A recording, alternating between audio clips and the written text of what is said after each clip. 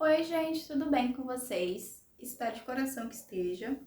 Eu sou a Lohana e hoje eu tava aqui, me arrumando para poder justamente gravar outro vídeo para vocês.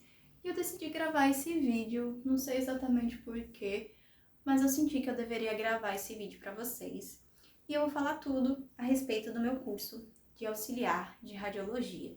Então, se você é uma pessoa que está procurando sobre a profissão, não teve conteúdo o suficiente para você entender o que é, o que seu curso vai falar, o que você vai fazer, qual a possibilidade do mercado de trabalho, qual a visão de outras pessoas, se dá certo, se dá errado, esse vídeo é para você. Então, gente, já deixa seu like, compartilha com um amigo, com uma amiga que você acha que esse vídeo vai fazer total diferença, tá bom? Comente aqui embaixo se ficou alguma dúvida, algum questionamento, ou até mesmo se você tem alguma experiência parecida, né? E vamos fazer disso aqui uma comunidade, tá bom? Então vamos lá.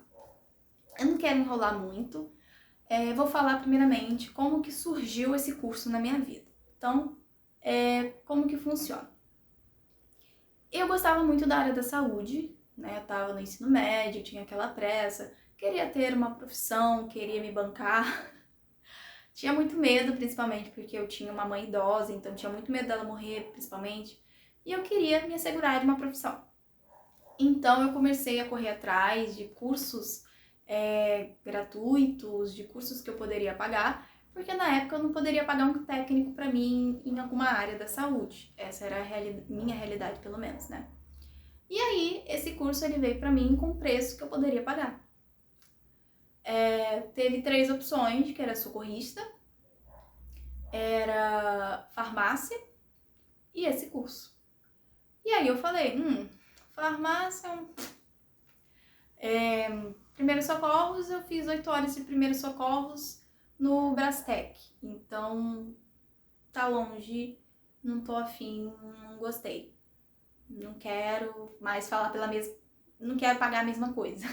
Porque o outro eu tinha feito de graça, né? Então, eu decidi fazer a radiologia.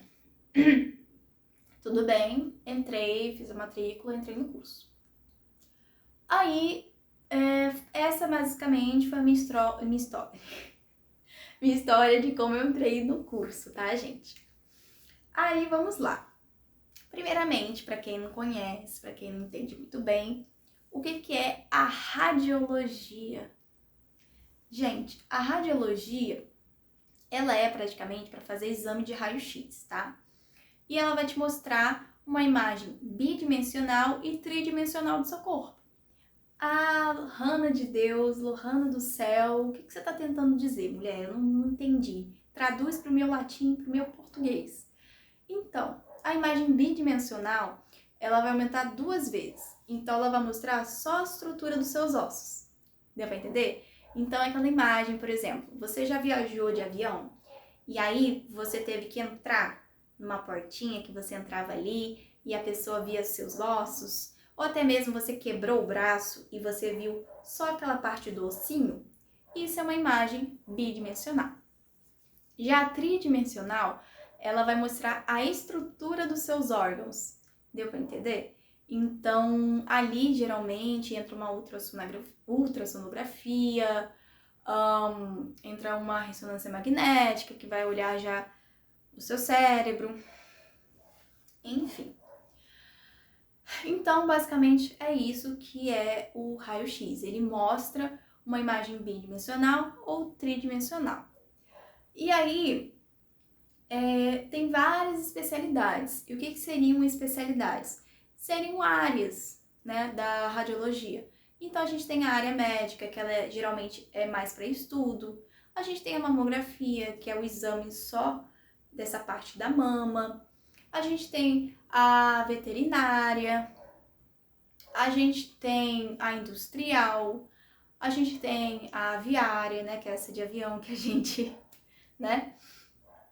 A gente tem a mecânica, se não me engano, a alimentícia, a odontológica. Então, a gente tem várias especialidades realmente para a radiologia. Muito bem, deu para dar uma Enfim, quais os riscos, né, na área radiológica? Bom, gente, tem um caso que foi muito famoso, que eu não me lembro muito bem o nome, mas daquele caso as pessoas começaram a entender melhor. Com a descoberta do raio-x, né, que foi denominado assim na época, foram ali descobertos vários tipos de efeito colateral quando a gente é exposto muito tempo a esse raio. Então, quais são essas doenças que a gente pode desencadear? Bom, gente, elas são classificadas em hereditárias, tem um nome quando a doença ela não é hereditária e a gente acaba desenvolvendo, né? Eu esqueci o nome, tá? Mas enfim, isso geralmente não tem muita relevância. Geralmente, quando a doença ela é hereditária, é uma doença que a gente já tem tendência de ter, tá? Então, por exemplo, eu sou uma pessoa que tem tendência a ter câncer e eu sou exposta muito tempo, ou pelo menos uma quantidade de tempo ali com raio-x. Então, eu acabo desenvolvendo a doença. Mas eu sou uma pessoa que não tem a doença e não tomo, por exemplo, as minhas precauções. Eu sou relapsa no trabalho. Eu posso desenvolver essa doença. Então, ela pode ser genética ou pode ser secundária, enfim, é basicamente isso. Eu posso desenvolver a doença ou eu posso já tê-la no meu código genético. Mas hoje em dia a gente entende que cada corpo é um corpo. E não é porque a minha mãe teve câncer que eu vou ter. Eu posso não ter. Então, voltando aqui. Quando a gente entra em determinadas áreas, todas elas possuem algum tipo de risco. Por exemplo, a área médica, eu preciso me proteger, utilizar máscara, luva, para que eu não me contamine com as bactérias hospitalares, com os vírus hospitalares, com a elétrica, por exemplo.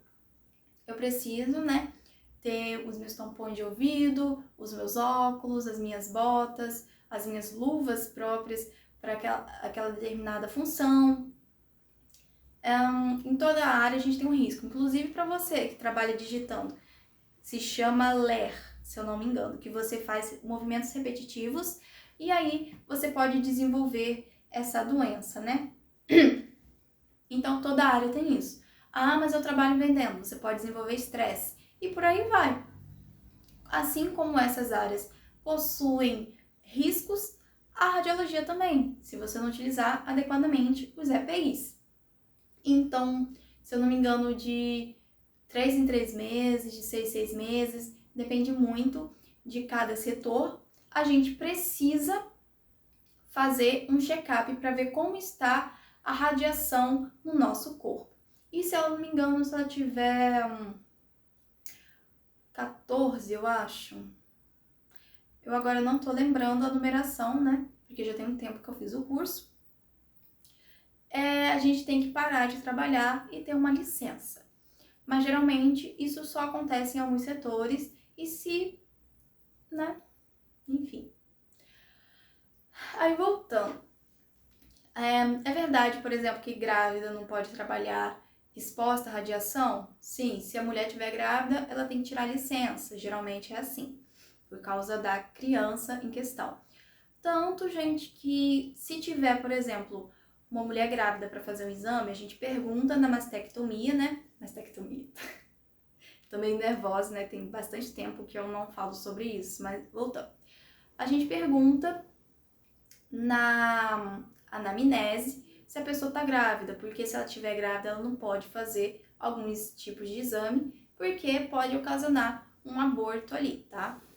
Então, é por isso que a mulher grávida não pode fazer algum tipo de exame, né? Porque ela vai ficar exposta e pode prejudicar uma criança. Ah, mas e se acontecer, por exemplo, de uma pessoa estar grávida e não souber? Olha, geralmente ela assina um termo de compromisso, tá?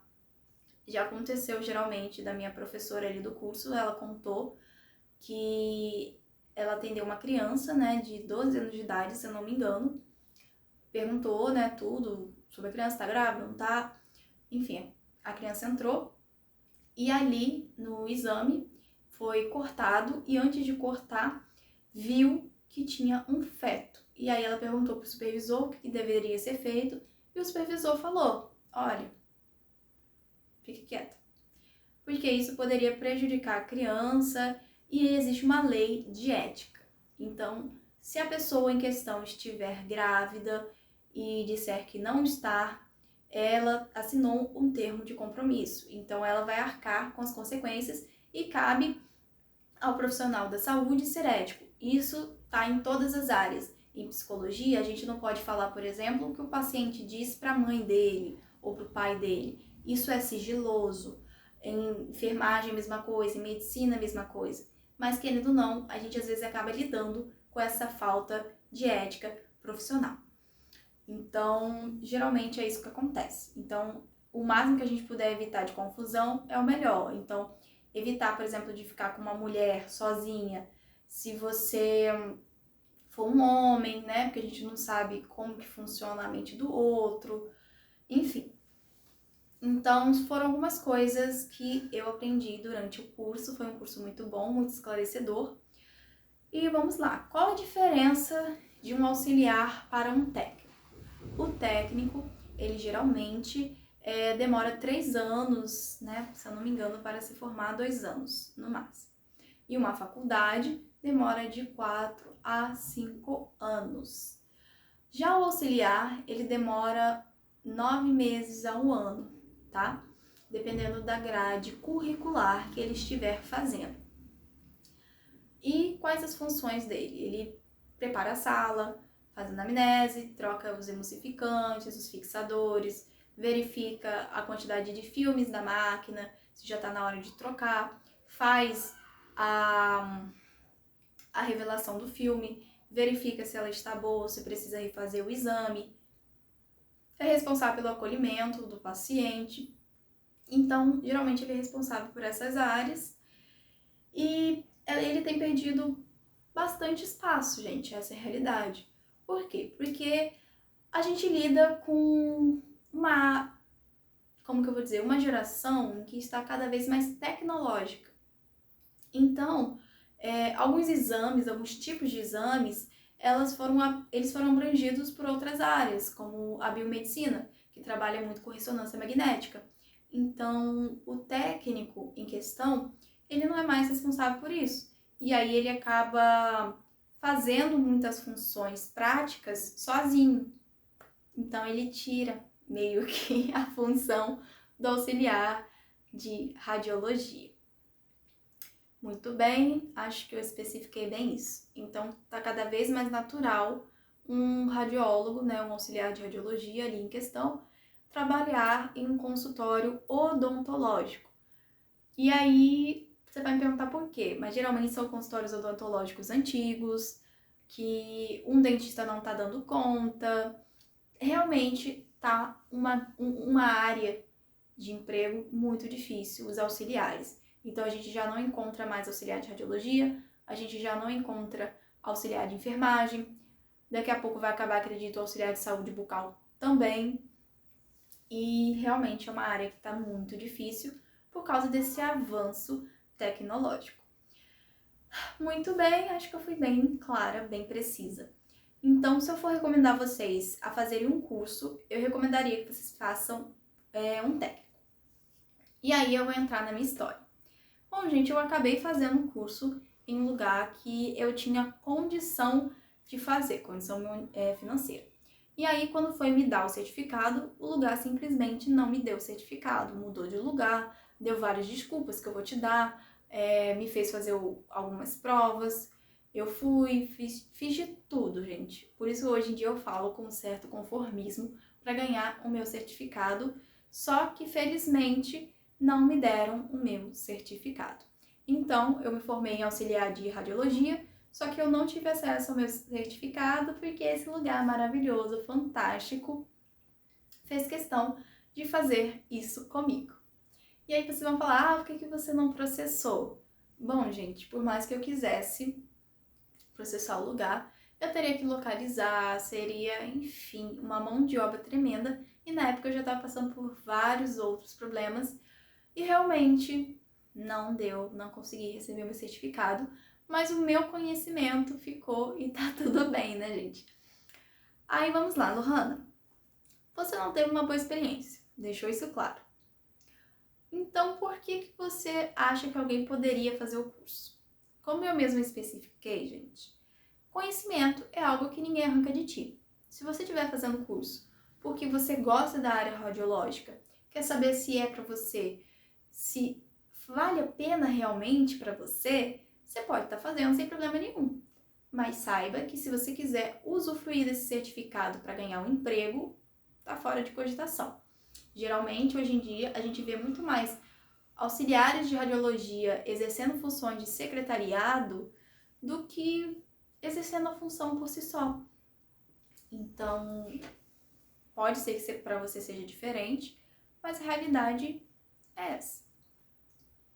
Então, acho que eu fui bem clara, realmente. E se eu puder recomendar para vocês, façam um técnico. Não caiam nessa de que um auxiliar é melhor, porque é mais barato, porque é isso, né? Porque a realidade é essa, as empresas, elas não vendem mais curso. As empresas, elas vendem sonhos. E muitas vezes esses sonhos não são realidade, tá? Então, deixa eu ver se eu falei tudo, se eu tirei todas as dúvidas. Acredito que sim. O vídeo foi esse. Um grande beijo e até a próxima.